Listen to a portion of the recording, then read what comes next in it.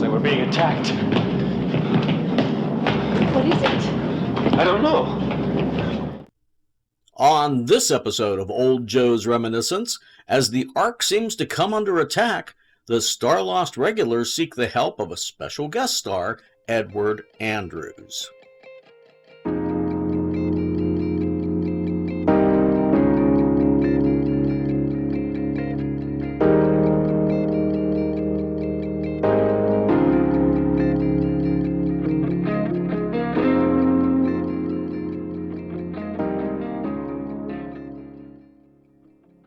This episode of The Starlost originally aired on December 22nd, 1973, and I won't kid myself, I don't remember it at all.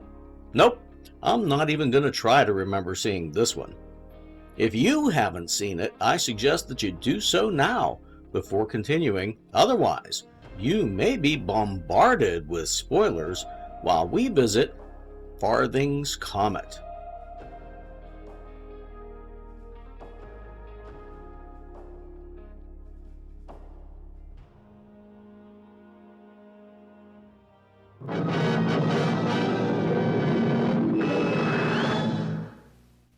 The episode opens with the camera rocking and shaking. That's to make it appear as if our three explorers are experiencing something akin to an earthquake. Space turbulence? Perhaps. An alien attack? Who knows? They get some additional use out of that long passageway stage as the three run to locate a nearby sphere projector. Then, I guess someone got tired of shaking the camera around when they entered the sphere projector chamber. Well, they couldn't maintain that throughout the entire episode, I'm sure, so they had to stop somewhere. I probably would have had the computer announce something, like special artificial gravity compensation or some other explanation. They inquire about the shaking. Of course, getting a straight answer from the host is like expecting a logical and cohesive conversation from a toddler. Are we in danger? Not programmed to give security answers. Then who is authorized to answer security questions? Director of Security or Chief Astronomer. How do we contact Director of Security? Director of Security available only through appointment. The host eventually tells them how to contact the Chief Astronomer. Well, what about the Chief Astronomer? Dr. Linus Farthing, Chief Astronomer, located in Aft Astronomy Module.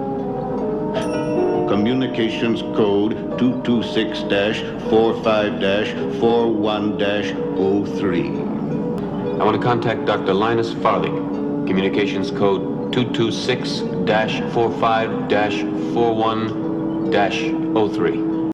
I'm amazed that Devin was able to remember such a long contact number. That must be a lingering after effect from him having that brain implant a few episodes back. Directions to Aft Astronomy Module. Request granted. Directions now being displayed. And golly gee, it turns out that it's not that far away. Imagine that!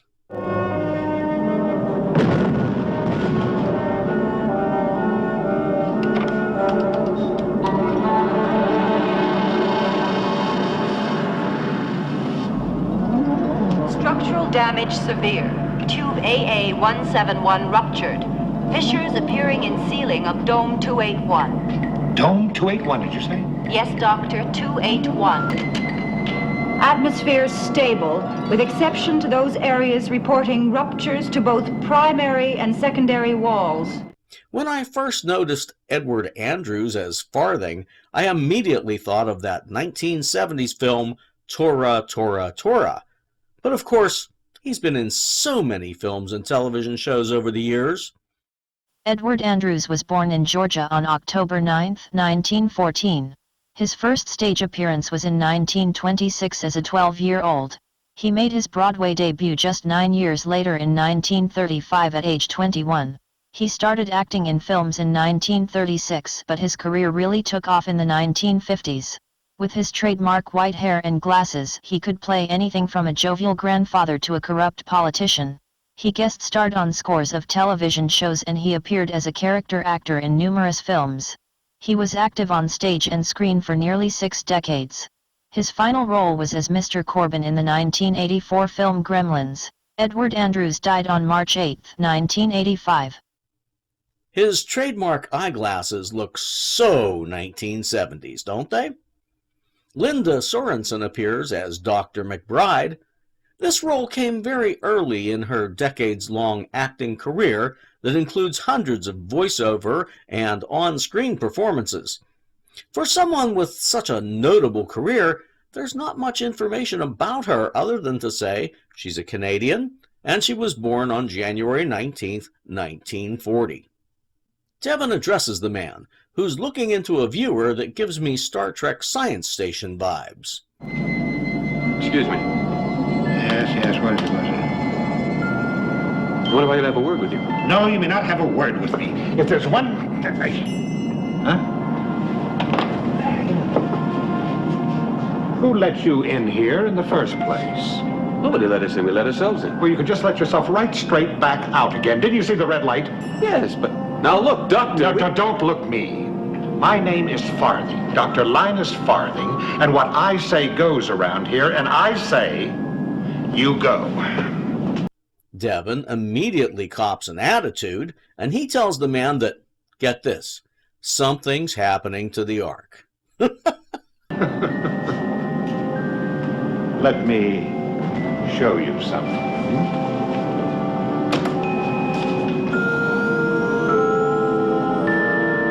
Something's happening to the Ark, all right. Beautiful, isn't it?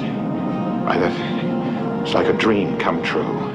He invites each of them to look into the viewer, and Farthing explains that it's a comet cloud to be exact.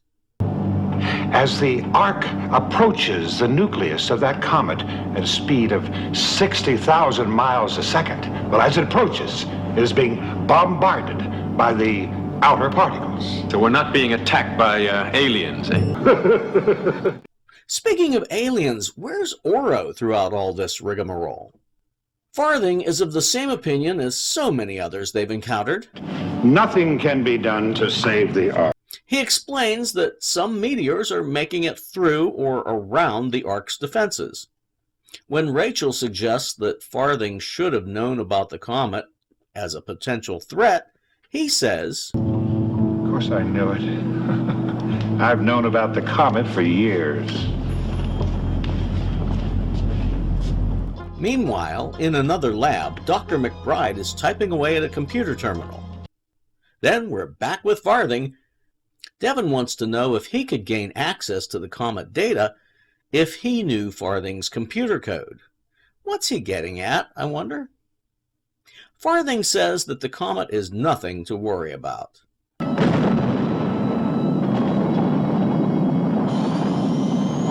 you all right? Yes.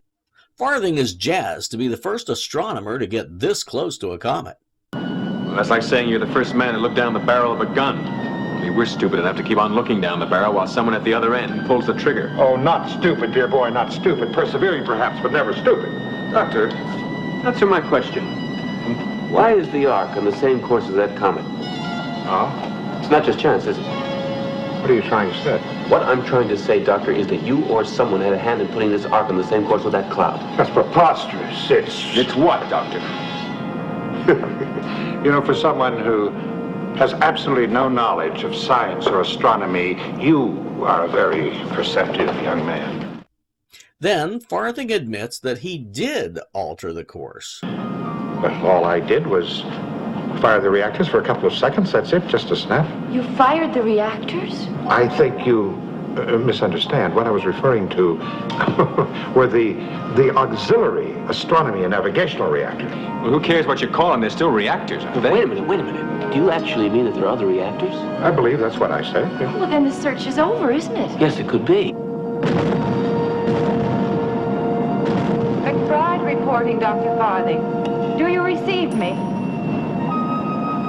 McBride, update! Fissures reported from dome. Fissures reported. reported from Dome. Emergency! Emergency!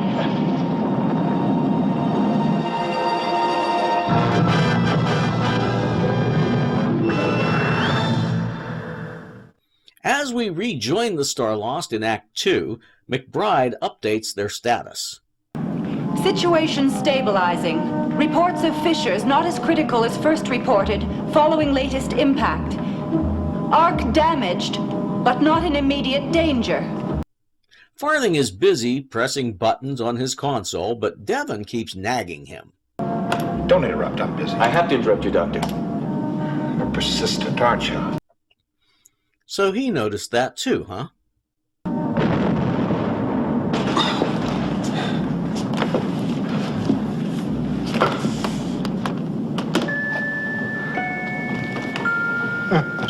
Precisely on schedule. They're safe for now inside a calm area at the center of the cloud, but getting out will be rough. It'll make what we've just been through seem like child's play. Frankly, I'm not sure the Ark can withstand it. How much time do we have? 3 to 4 hours. Why are you so interested in a precise time? Doctor, what would happen if you plotted a correctional course on your computer terminal, fired your auxiliary reactors so to move the ship away from the Comet cloud? You can fire them in here, can't you? Why would I want to do that? Doctor, you're not answering my question. Can you fire from within this module? The firing console is right over there. Devin practically demands that Dr. Farthing plot a course away from the comet, and the doctor says it's a waste of time. Farthing explains that the reactors need to be replaced or repaired. Well, replacement is right out. They can only repair them from the outside, and Farthing can't do it.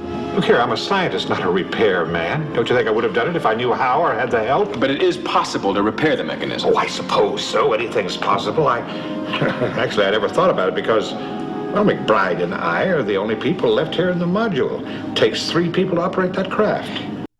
Garth asks about McBride. What does McBride do? Is she an astronomer too? Oh, she's my right arm. She's my systems engineer and senior programmer. She's an engineer? Well, she could help fix the mechanism.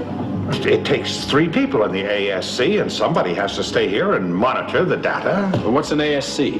It's an astronomy service craft. You mean you have a spacecraft here in this module?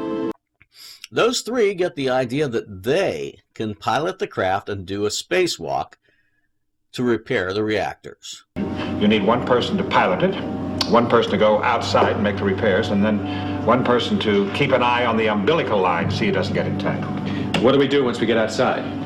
Oh. This is going to be good. Farthing calls McBride to meet his visitors. McBride, could you come back here immediately, please? We've got visitors. As she's coming through the door, I find it odd how she looks back toward her model of the Ark. And by the way, that's the miniature that they used to tape all of those exterior shots of the Ark. McBride is upset that she's been disturbed. She was just about to ask to be relieved so she could spend some time with her family, while there's still a little bit of time left. Who are these people? These people refuse to accept what you and I know to be inevitable. The Ark is beyond saving. Wow, isn't she a real Debbie Downer? When Devin suggests repairing the firing mechanism, she doubts that it can be repaired. What are we supposed to do? Just wait for the cloud to destroy us? Wait a minute, wouldn't it be possible for a temporary firing mechanism to be hooked up that could bypass the damaged panel? Very smart. And he didn't even have an implant. McBride hesitates. I really don't know. She suggests that she could design a temporary bypass to the firing mechanism, but those 3 heroes would have to go out in the ASC to do it. Also, if they don't get back inside in time, they'd be blown to smithereens. Well, then we're just going to have to try because we're going to be blown to smithereens by that comet out there.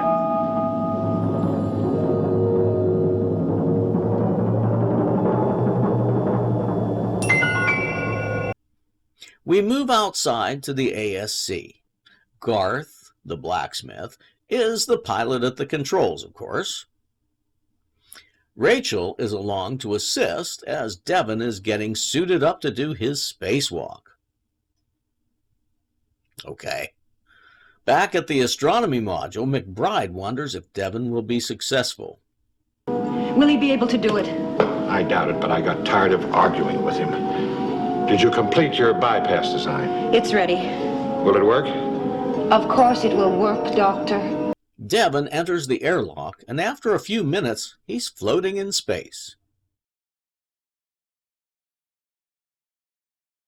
They said earlier that the third person would have to tend to the umbilical cord. Now, I thought that would mean that Rachel would be suited up and tethered in the airlock to do that. But she's just sitting there beside Garth, watching Devin floating around out there. Did you make sure that the umbilical cord was playing out freely? Yes. Do you want me to tug it just to make sure? Good idea. No sense worrying about it later. Rachel, keep your eye on that cord. As Farthing was telling Garth how they were going to position Devin, my imagination went wild. I could see him being flung away into the Comet cloud, and the song Benson, Arizona playing in the background, just like in the movie Dark Star. You know, I did a review of that film, but it kept getting blocked repeatedly, so I gave up trying to edit it. A meaningless exercise. Three foolhardy idealists fighting against fate. We're doomed, Doctor, all of us. You know that. You know, maybe I'm getting old, McBride. I'm beginning to care about those three. They move to position Devin at the reactors. They're almost there when something happens.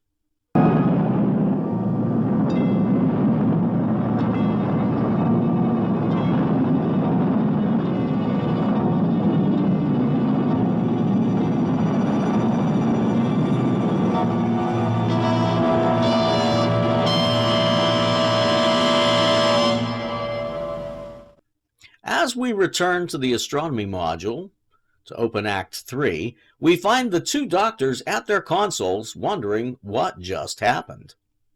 We hear a computer announcement. Major impact recorded at 002.67 on Bremen scale. Structural damage extensive. That's the voice of Canadian actor and voiceover artist Alan Stewart Coates, who we had heard previously providing the voice of Magnus. The Ark's holding together better than I thought. We might get through this yet. Now to see about our friends, eh? This is Farthing. This is Farthing. Can you hear me in the ASC? We read you, Doctor. You all right? I think so. They have roughly an hour remaining before they have to get back, and Devin spends a lot of time just drifting with his arms out. Isn't someone going to give Devin some instructions? And where did Dr. McBride hurry off to? McBride? She's on that set they'd built for the long corridor scenes. Why is she running away? Devin asks to be patched through to her. Devin and Rachel both plead with McBride, asking her to return. Devin reminds her that her family, along with everyone else aboard the Ark, is doomed unless they're successful. She does eventually return to the module. It's down to the wire now. She'd wasted a lot of time with her shenanigans, so there's no time to repeat or retry anything. So, is this a good time to have a bickering session? I know what I'm doing. A lot more than I can say for you sometimes. Just what is that supposed to mean?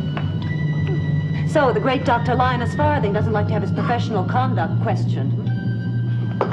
How does it feel, Doctor? Oh, McBride, there you go again. I tell you it every time anybody dares to question something that you say or do, you fly to the fence by taking the question, turning it around, and questioning the questioner. That is typical.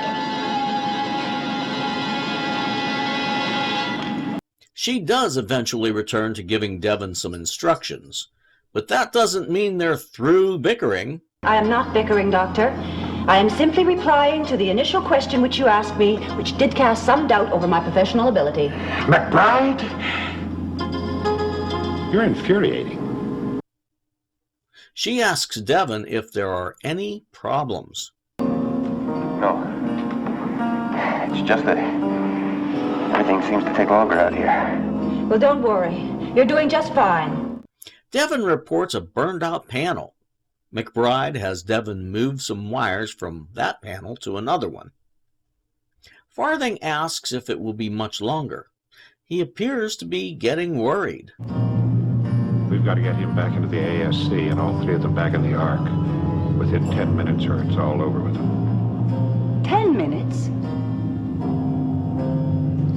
We've still got 37 minutes left according to the clock. I was wrong. I was so busy concentrating on Devin and those two in the craft that I miscalculated, and I'm out by 27 minutes. We've got to get them back.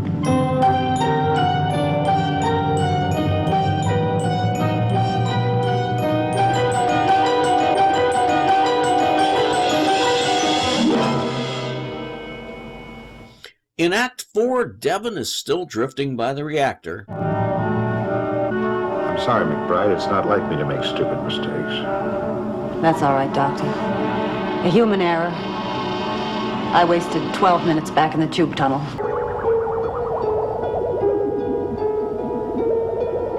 When will we tell them? As soon as they're safe.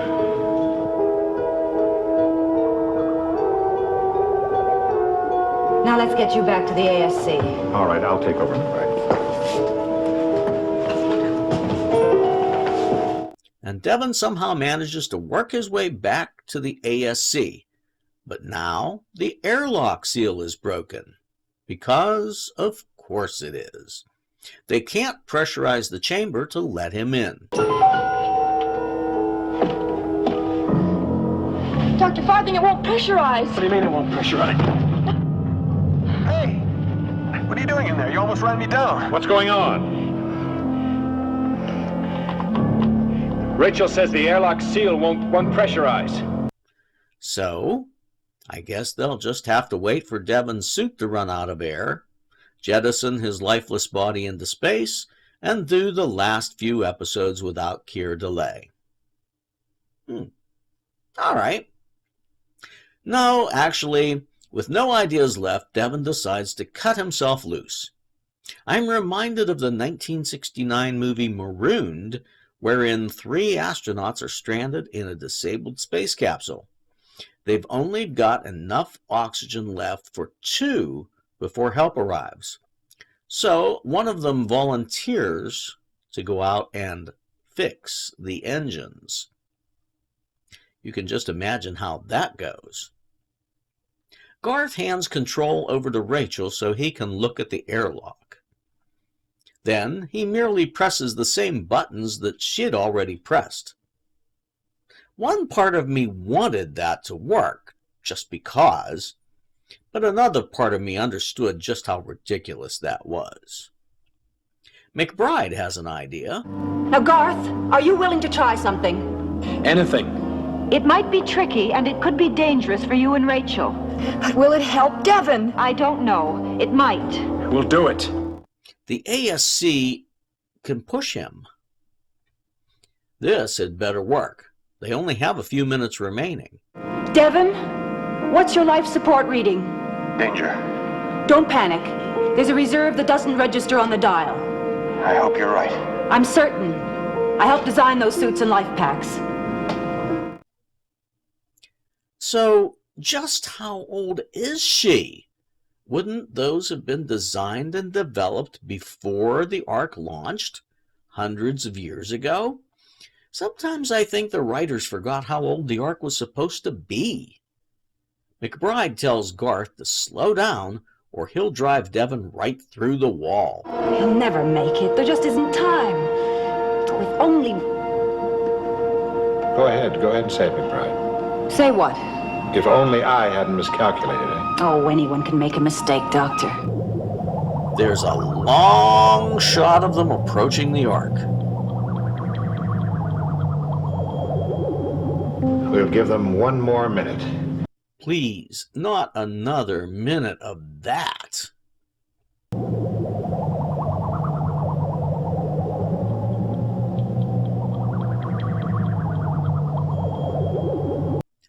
Farthing says they'll fire the reactors even if it means losing the 3. I can see a ladder at the far end of the dock board.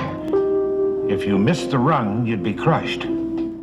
When Rachel says that she can no longer see Devin, Garth decides that he's going to reverse thrust. Don't reverse! Devin grabs the ladder, slips off his pack, and slides into an airlock. With less than 2 minutes to go, Garth sets the craft down like a pro. Pressurize, McBride, pressurize! I thought they'd be safe on the dockport, but Farthing says they need to get in quickly or he'll fire the thrusters with them still in there. I was afraid he'd fired them early when the Foley added that roaring sound and they started shaking the camera again. Hang on. But that was just a meteor. McBride, we'll test fire at 0-30. Then full fire at 0-1. Farthing starts a final countdown. 3, 2, 1, fire! There's no dialogue after that. Only Farthing's smile.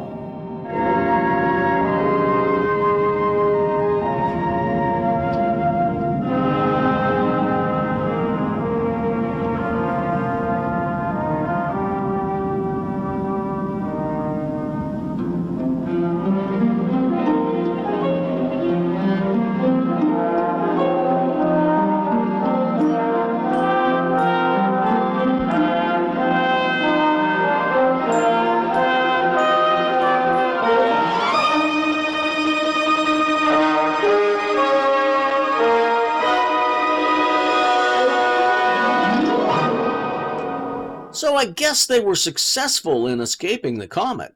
But what about the gravitational pull of that nearby solar star?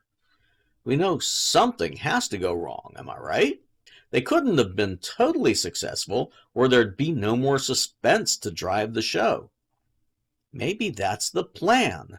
Wrap it up at the end of the run. But since they had 2 scripts left after the cancellation, I'm going to bet that they weren't even aware of the shutdown beforehand.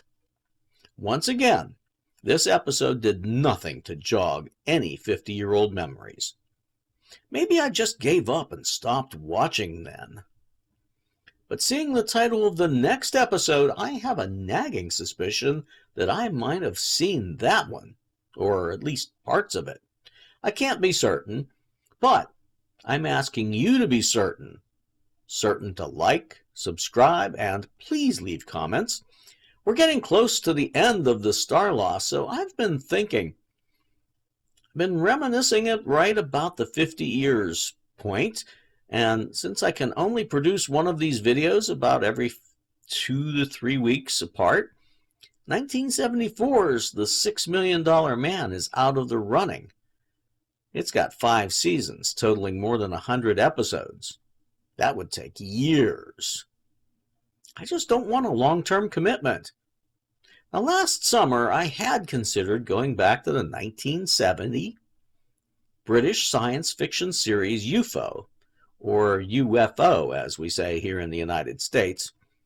Looking ahead, 1975 doesn't seem to offer very much, so I might put UFO on the back burner again so I can watch the 1974 series Planet of the Apes as a 50-year look back.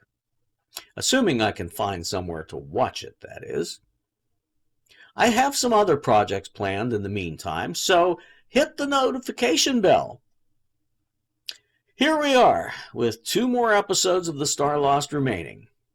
Be sure to tune in again as I review episode number 15, The Beehive, on my continuing journey with the Starlost.